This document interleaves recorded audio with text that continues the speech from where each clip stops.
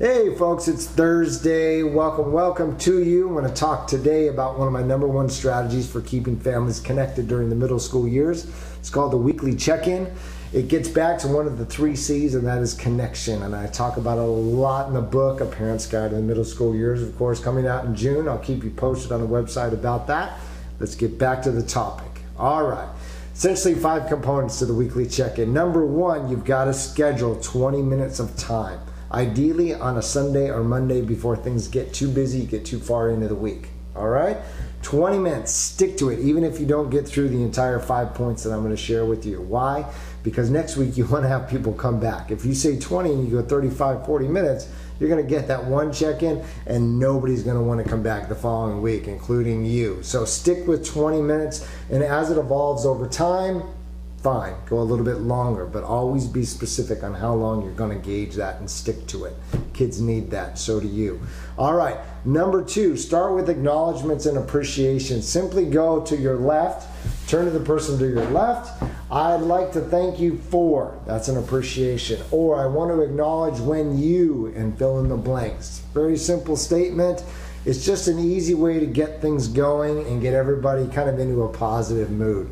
And everybody likes to be acknowledged for their efforts and their achievements once in a while. So it's a simple statement, thank you for, or I appreciate when, or I want to acknowledge the fact that you, simple statement. Go around, that's 2 minutes. Moving on. Turn your focus to effort.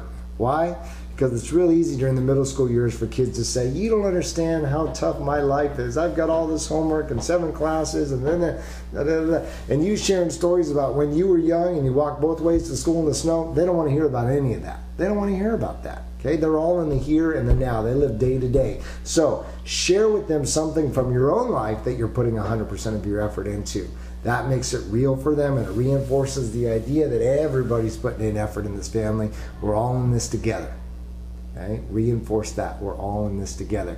Then it makes it a lot harder for them to say, you don't understand, because they know that you do, because you're also working on things in your own life. Whether that's a project at work or something you're struggling with at home, share that. Moving on. Goals. Over the next 7 days, what is it that you're going to try and achieve? Something tangible, something small, right? It's got to be achieved over the next 7 days. Focus on action-based goals. By that, I simply mean kids have a habit of setting these grandiose goals that are under complete control of anybody else but them. Here's an example. I want to get all A's this week on all of my tests. What happens if the teacher doesn't give out an exam guide? What happens if she decides to switch the types of questions or the content? There's a lot of variables out there that can affect your ability to meet that goal. But what do you have 100% control over? Your preparation, the effort you put into preparing. So the goal is, I'm going to put 100% of my effort into preparing for this week's test.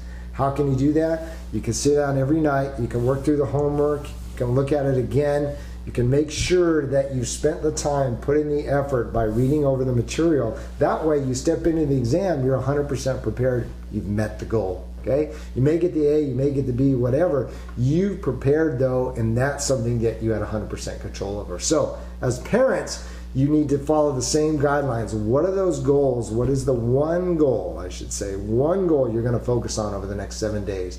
Because that way you come back into your discussion a week later and you can talk about that effort that you put into the goal and then set a new goal for the following week. All right, final component, scheduling. Get out the desktop calendar. Give everyone at the table a chance to note the different events. They've got practices, appointments, we're taking a trip, whatever it is. Put those events on the calendar. Everybody adds their own events. You don't get to be the master scheduler anymore. Give everyone an opportunity to do that. Take a look at it. Are there any conflicts? If there are, let's bring that to the table as a discussion. Allow your child the opportunity to troubleshoot and problem solve with you. If there's a conflict, you're going to yoga the same day he's got soccer practice, how are we going to do that? Let him come up with an idea. Maybe I'll call a friend, see if I can get a ride. Maybe I can get that ride home from a buddy of mine. Allow your child the opportunity to problem solve.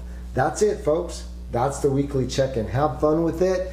Try it. Give it 3 or 4 weeks before you discount it, okay? Because it's something new, so give it a little bit of time to gain some momentum with your family. Take care. I will see you tomorrow for the big show.